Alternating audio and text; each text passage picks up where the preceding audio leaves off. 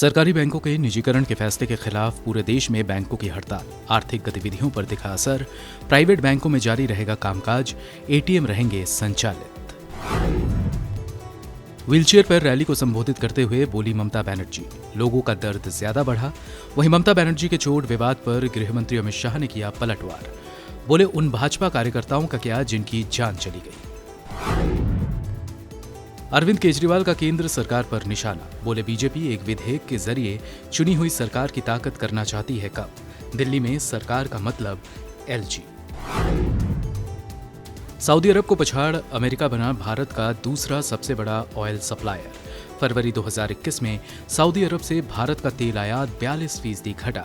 Iraq अब भी भारत का सबसे बड़ा ऑयल सप्लायर। मेघालय के राज्यपाल सत्यपाल मलिक किसानों के समर्थन में आए, बोले मैंने रुकवाई राकेश टिकैत की गिरफ्तारी, बुरे हाल में किसान, चाहता हूं मसले का हल।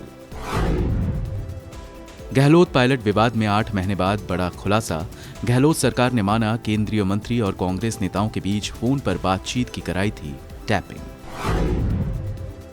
कमजोर होते लोकतंत्र को लेकर आई विदेशी रिपोर्टों पर विदेश मंत्री एस जयशंकर बोले, लोकतंत्र पर नहीं चाहिए किसी का सर्टिफिकेट। और भारत ने टी20 सीरीज के दूसरे मैच में इंग्लैंड को 7 विकेट से हराया। भारतीय क्रिकेट टीम के कप्तान विराट कोहली टी20 इंटरनेशनल में 3000 रन बनाने वाले पहले खिलाड़ी बने।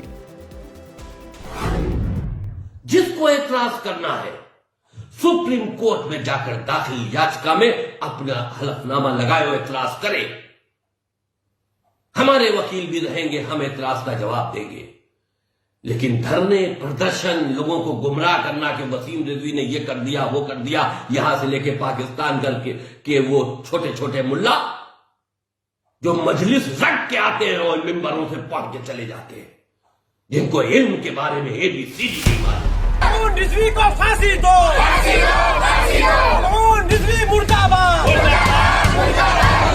रिजवी को फांसी दो, फांसी दो। दुश्मन को फांसी दो, फांसी दो।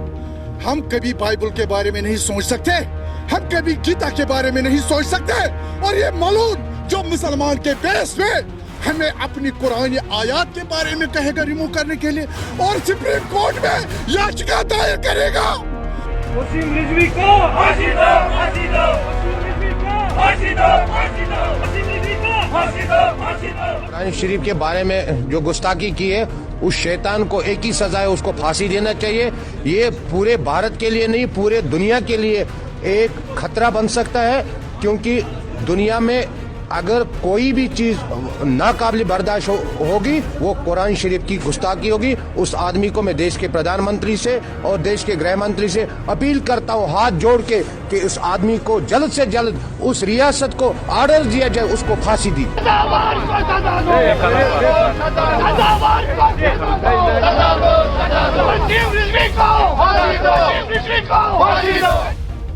लाओ मौला अली का कुरान। हम तो कहते हैं चलिए मैं रिट वापस लेता हूं। हम चैलेंज करते हैं शिया मौलवी हजरात से, आलिम दीन से, जो 26 आयतों के सिलसिले में हमने रिट दाखिल की है। अगर उन 26 आयतों का अमल आले रसूल ने, यानी कि पहले इमाम से लेकर आखिरी इमाम तक अपनी जिंदगी में उन्हीं ने उसको करके दिखाया हो, अपनी अमलिया जिंदगी में उस पर उन लोगों ने उस पर अपने को अपने से जोड़ते हुए कोई अमल किया हो और किताब में लिखा हो, हमारी हमको ला के दो, हम आज इस PIL को वापस करेंगे। कुरान मजीद हम अहले बैत को कहते हैं बोलता कुरान है। जो कुरान बोल रहा है वो इन आयतों पर अमल नहीं कर रहा, और जो कुरान खामोश है, किताब की शक्ल में है,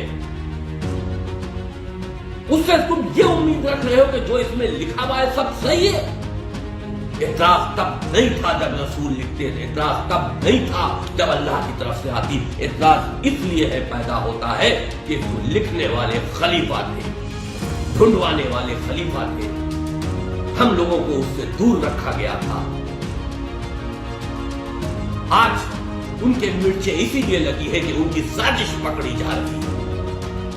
उन्हीं ने खाका खींचा था दुनिया में इंसानी आतंकवाद को पैदा करके और पूरी दुनिया पर चढ़ाई कर देने का, पूरी दुनिया में कत्लेआम कर देने का, उसका सहारा उन्होंने कुरान शरीफ में छोटी छोटी सूरे डालकर, छोटी छोटी आयतें डालकर लिया है। हम उन आयतों को चैलेंज कर रहे हैं कि ये राष्ट्र के हित में नहीं है, इससे राष्ट्र को नुकसान है, हमारी देश की सुरक्षा को नुकसान है, हमारे मुसलमान नौजवानों को नुकसान है। तो लोगों का एतराज हो रहा है। जिसको एतराज करना है सुप्रीम कोर्ट में जाकर दाखिल याचिका में अपना हलफनामा लगाए और एतराज करे। हमारे वकील भी रहेंगे, हम एतराज का जवाब देंगे।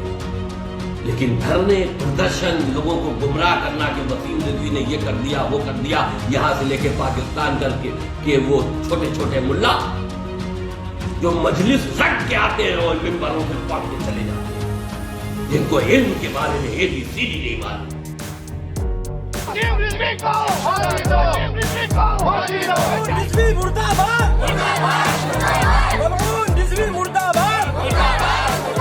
कुरान या रसूल अल्लाह सल्लल्लाहु अलैहि वसल्लम के नाम पर हमारे किसी भी एक सी छोटी बात को भी बर्दाश्त से बाहर है, वो नहीं कर सकते। अजीजान, ये पैगाम पहुंचा दो लखनऊ वालों को आप मीडिया वाले के माध्यम से। ये वसीम रिजवी न शिया है न सुन्नी है, बदबख्तरीन शिया का लिबास पहन के हमें बदनाम करने की कोशिश करता है।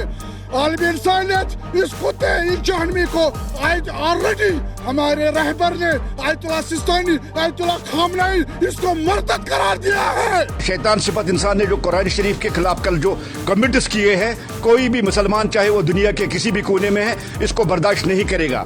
और मैं वसीम रिजवी जैसे शैतान सिफत इंसान से ये कहना चाहता हूँ, कुरान शरीफ की हिफाजत का वादा अल्लाह ताला ने खुद किया है। उसके जैसे करोड़ों, उसके जैसे अरबों लोग भी कुरान शरीफ का एक लफ्ज चेंज नहीं कर सकते हैं। पूरे इंडिया के, पूरे कश्मीर के, पूरे बर्रे सगीर के गयूर उलमा ने, गयूर दानिशवरों ने बरवक्त और सख्त मजम्मत की है वसीम रिजवी के इन स्टेटमेंट्स की, वसीम रिजवी के इन कारनामों की, जो लाए की तारीफ है और लाए की सताइश है। यही काम करना है। दुश्मन इन कामों के जरिए हमें डिवीजन करना चाहता है ताकि वो मुसलमानों को 2 दर्जा शहरी बनाए। मुसलमानों का कीना है दुश्मनों के सीनों में, वो चाहते हैं ये डिवीजन ज्यादा से ज्यादा हो। हमारी मांग है उस आदमी को फांसी दे दिया जाए। मैं देश के गृह मंत्री और देश का प्रधानमंत्री जो है उनका शुक्रिया अदा करता हूं कि उन्होंने कुछ टाइम में ही उस आदमी को गिरफ्तारी के ऑर्डर दिए हैं।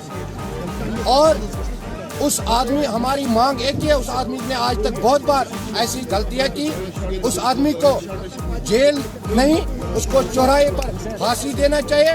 उसने पूरे भारत के मुसलमानों और पूरे दुनिया का आल इस्लाम को ठेस पहुंचाई है। उस आदमी का एक ही सजा है, वो फांसी है।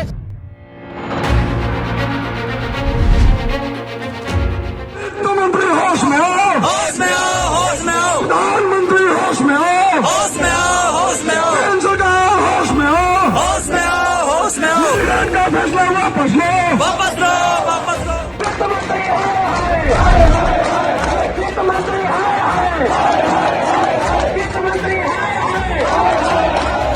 हम बैंक ऑफ इंडिया यूनियन से एक साथ एकत्रित हुए हैं और एकत्रित होने का कारण हमारा एकमात्र ये है कि जो आज भारत सरकार की नीति है, जो आज जो प्राइवेटाइजेशन के पीछे पड़ी हुई है, आज जो नए बच्चों के कैरियर के साथ वो खिलवाड़ कर रही है, उन सबों को हमें एक लगाम देना है, उनको रोकना है। इनके लिए हम सारे लोगों से आमंत्रित करेंगे कि हमारे साथ आए। ये सिर्फ हमारी लड़ाई नहीं है, ये देश को बिकने से रुकने की लड़ाई है और हमें इसे रोकना ही होगा, आज नहीं तो कभी नहीं। ये हमारे भविष्य की लड़ाई है और इसको हमें हर हाल में रोकना होगा।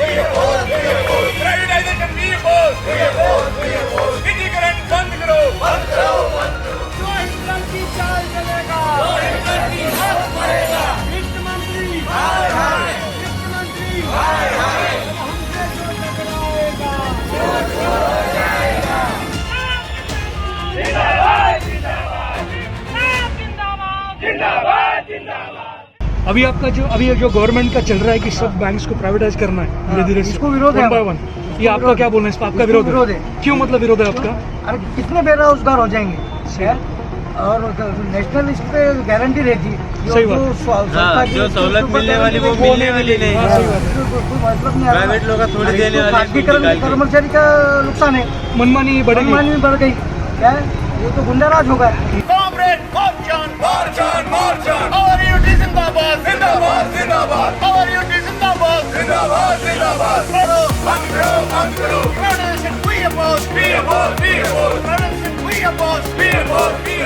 আজকে শুধু আমাদের স্বার্থে দেখছি না, এটা আমরা বৃহত্তর স্বার্থে দেখছি। বিশেষ করে আমাদের যারা আম জনতা, যে টাকাটা আমাদের কাছে বঞ্চিত হয়েছে দেশের জন্য, সেটা যদি মানে ঠিক নিজেদের মধ্যে যদি না থাকে, আমাদের সরকারের হাতে যদি না থাকে, যদি কোনো সময় যেভাবে এদের মানে দেউলিয়াপনা দেখছি, যদি কোনো সময় এই জিনিসটা হয়, তাহলে তো আমাদের কাস্টমাররা, গ্রাহকরা তো অথই জলে পড়বে, তাদের টাকা তাদের নয়।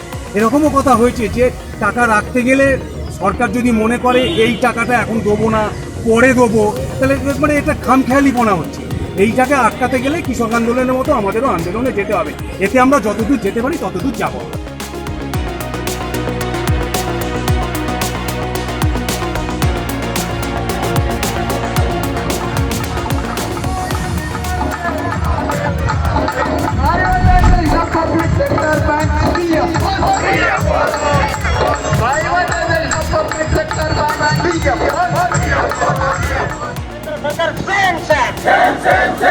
দেশবিকা অর্থনীতি হায় হায় কেন্দ্র সরকার মনে রাখো, তোমার দেশবিকা অর্থনীতি চলবে না। जोर से बोलो, कौन लड़ेगा? हम लड़ेंगे, हम लड़ेंगे। भारत सरकार होश में आओ, होश में आओ, होश में आओ। भारत सरकार होश में आओ, होश में आओ, होश में आओ।